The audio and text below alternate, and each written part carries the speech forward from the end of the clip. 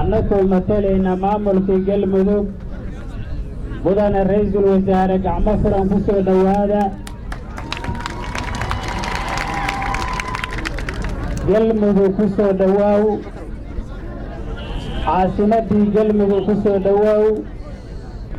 bulshada qaybaheedii kala gedisnaa ku soo dhawaaw ayagoo aan u kala harinin soo dhaweynta wafdiga ra'iisul wasaaruhu hogaaminayo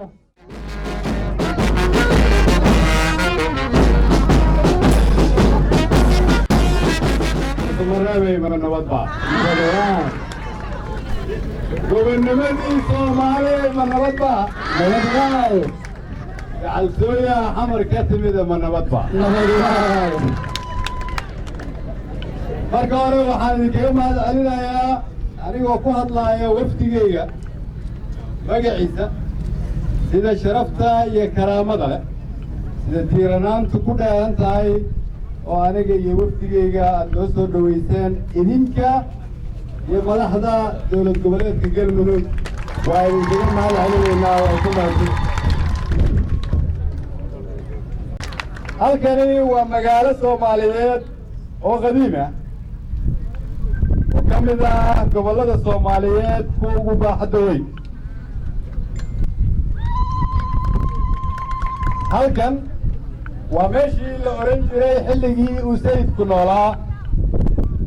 waa magaalooyinka leh daaro dhaadheer ama meeshii la dhihi jiray dahardheer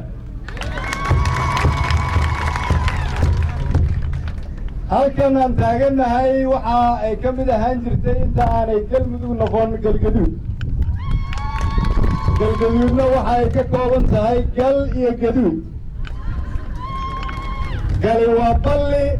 oo aan idiin sheegi doono gaduudna waa cadhada hortiina taaga fadhida aad aragtaan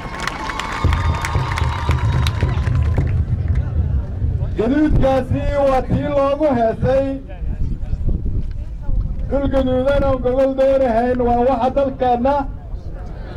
u gaara heel ay nagu garteen soo maaha waa tii ay gabdhaha Soomaaliyeed dhihi jireen aan isguursanay dhulkii gobonnimadii ee galgaduudigee waa soo dhaweynaa waana ku raayo aragtida maanta waa beelo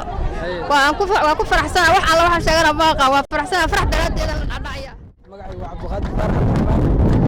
waxaan kamid ahay dhalinyarada Muqdisho ka imaatay laakiin reer galmudug waxaan aad iyo aad ugu faraxsanahay maanta inaan soo dhaweyno ra'iisul wasaaraha jamhuuriyadda federaalka Soomaaliya waan ku faraxsanahay sida madaxda u soo dhaweynay iyo madaxda qaybta la sharafta leh ma sha Allah faraxsanahay